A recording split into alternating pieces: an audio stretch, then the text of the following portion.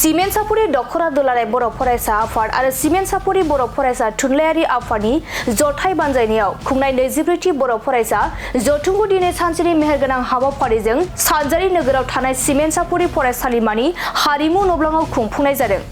मख'नो गोनांदि सिमेन्टसापुरि दखरा दुलाराय बर' फरायसा आफादनि आफादगिरि दोमैलु बसुमतारिया मासि लानानै दैदेननाय बे गेवलां मेलखौ बेखेवनानै होयो बर' थुनलाइ आफादनि मानगोनां नेहाथारि सोरजिला औवारिया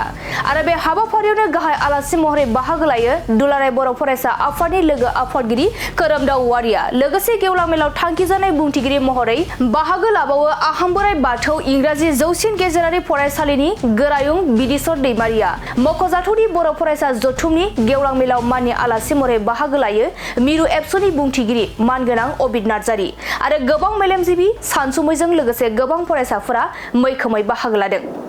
फरायसा आफादजों लोगोसे जोङो आसाम नाङै जोंनि गासै जिल्लायाव थानाय दुलाराय बर' फरायसा आफाद बेफ्राव जिल्लाफ्राव जोङो 29 अक्ट'बराव जोङो मोनफा मोनफा हाबाफारि लादों। बे जाबाय जे बिटिआर गोरोबथानि उनाव भारत संबिधाननि दारै मोनसे 125 जे मोनसे संबिधान संशोधन जानांगौ एमेन्डमेन्ट जानांगौ बेखौ खालामनांगौनि थाखाय जोङो भारत सरकारनिसिम बेबादि मोनसे रेले बा धरना होनानै जोङो रिमाइन्ड खालामनो लुबैदों जाहाथे बिथांमोना फैबाय थानाय गोजां बोथोरनि पार्लामेन्ट सेसनाव जे बिटिआर गोरोबथानि उनाव जानो गोनां बे 125 एमेन्डमेन्टनि मर्यादाजों जोंनि बड'लेण्डआव थानाय गोहो बारायनाय समस्ति बारायनाय बेफोरखौ जाहाथे भारत सरकारा थाबैनो मावफुङो बिनि सायावनो जों दुलाराय बर' फरायसा आफादा मोनसे मेजर सिगनेटरि आफाद हिसाबै बेखौ मावफुंनांगौनि मोनसे जोङो रेले लादों आरो बेयो 29 अक्ट'आव जागोन बेखौनो जोङो मोनसे जाफुंनांगौनि थाखाय जोङो दिनैहाय बे मोनसे हाबाफारिखौ रनसायनाय जादों। जोङो दिनै गासै आसामाव थानाय 14था जोंहा जिहेतु थाखानाय ट्राइबेलफोर दङ जोङो गासै बावहाय फरायसा आफादजों लोगोसे ट्राइबेल संघ लोगो नांनानै coordination committee of tribal organisation सिसिट'आ जोङो जयै दङ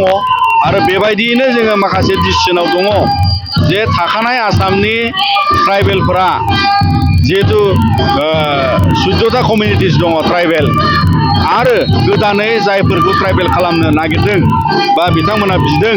बिनि सायाव दिनै आसाम नाङैनो दिनैहाय जाय गोजौ थाखोनि जाथि जाखाबाय बिथांमोना ट्राइबेल मोनोबा जों थाखानाय इन्डिजिनियास ट्राइबेलफ्रा सोलोंथाइ साख्रि गोबां रोखोमनि बावहाय माने खहा जागोनखौ लानानै जाहाथे जोंनि थाखानाय ट्राइबेलफ्रा जेबो खहा जाया बिनि थाखाय जोङो सिसिट'आनि जानानै बायदिसिना मोनसे खुद्रिसारनाय सोमावसारनाय थासारि लानांनो हागौ आरो बेखायनो जोङो जयै जोंनि थाखानाय बर' मिसिं बयबो माने जाहाथे 14था ट्राइबेलनि गेजेराव खहा जाया गोदानै ट्राइबेल जायोबा